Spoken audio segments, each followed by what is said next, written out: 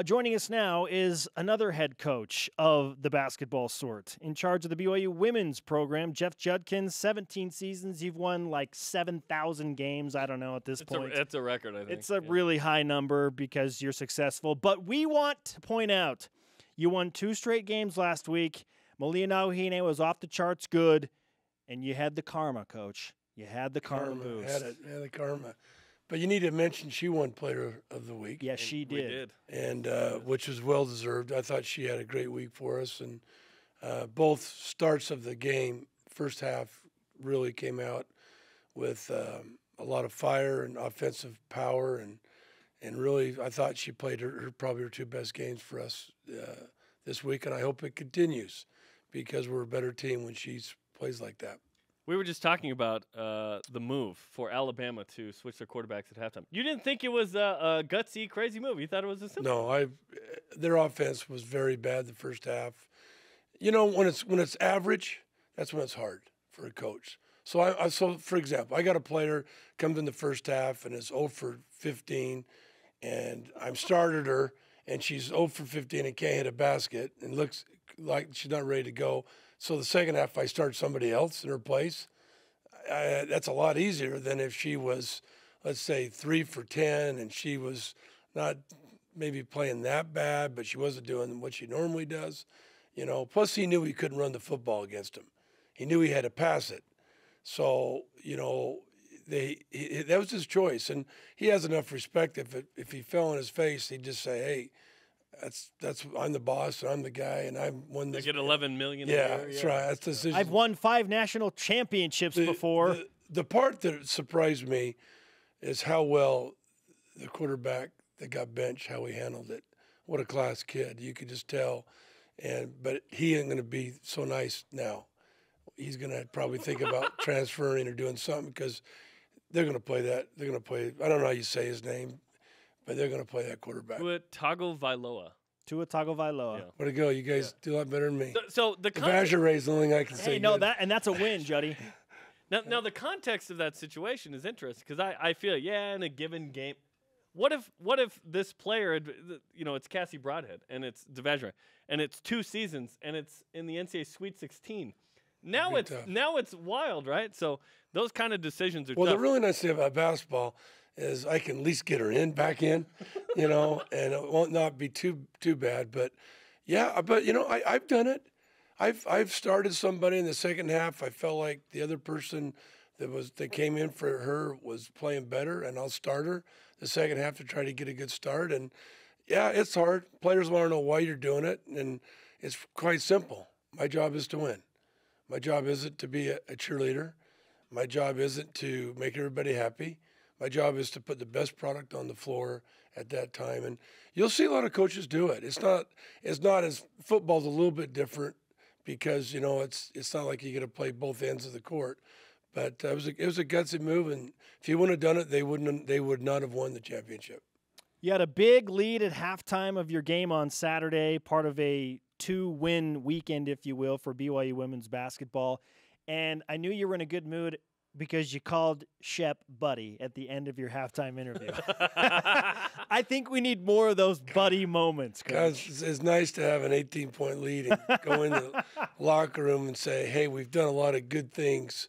The hardest part with that is, with the young team is, and I try to explain to them, it's 0-0 second half, and you could tell Malia and Cassie were really focused in on that, but some of the younger kids didn't quite see that, and so they let some things happen, and they let them score, let them cut it down to, they cut it down to 9, is that right? Single digits, yeah. Yeah, and that shouldn't happen. You can't do that, and I think that's where you saw, Cassie was pretty upset with it, because she knows the whole thing, what's going on, and don't kid yourself. We talked about it yesterday, and we show. I'm going to show them film today of how we lost that 18-point lead by just not doing some things. But I was really happy. It was a great weekend.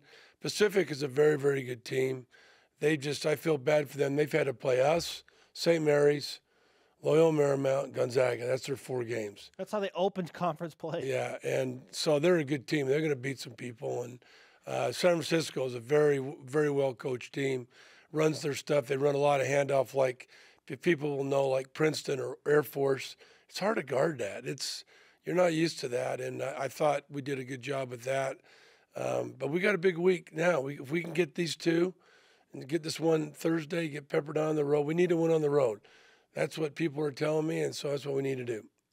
At Pepperdine Thursday night, and then you're back home Saturday, 4 Eastern against Santa Clara on BYUtv. What do those two opponents, maybe one at a time, do that has your attention? Well, Pepperdine, their bigs are very active, and they go outside and they face a basket, and they're going to cause some problems with us because of our size. I don't know how I'm going to do this yet. I've thought about some stuff, but I haven't made a decision. I think Sarah can guard him out there, but if she can't, then I'm going to have to probably zone a little bit more because they'll have a hard time guarding her in the post. I have not even watched one bit of tape on Santa Clara, so I couldn't tell you what we need to do with that. But if just knowing their team they have coming back next, from last year, they have a really good big, and so that'll be a great matchup for Sarah. I've kind of, maybe in my old age, I'm looking at things differently and say, we got to execute and do what we do best. Now, I've got to make adjustments and I've got to do things, but we got to come in and play our game. And our game is to inside, outside, which I think we had this weekend. We had inside present. I thought Sarah and Chalet were more active inside. And then Brenna hit some shots and Malia hit some shots and Cassie, and then driving to the basket. Malia scored a lot this week in driving and finishing, which is a positive thing, what we've tried to do.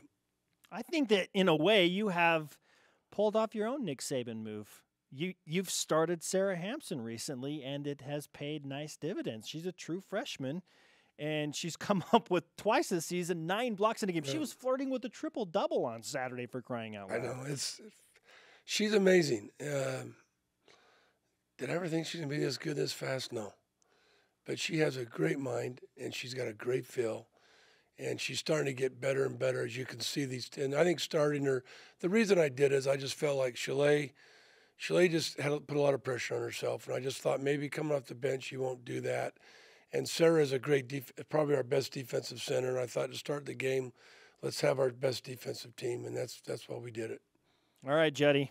It's Juddy Buddy, as Jason pointed out. Juddy Buddy. When you called him Buddy, He's like, oh, Juddy Buddy.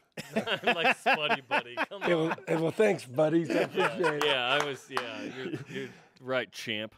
Yeah. Hey, let's give you some more karma. More karma. Road win. Let's go road win for BYU women's basketball. Santa Clara at home set. All right, Coach. Always a pleasure, my friend. I'm surprised you're not coming to Malibu, one of you, and supporting us. We wish, man. Yeah, I wish too. Wish I had a high budget to do that. That's for sure. Thanks, guys.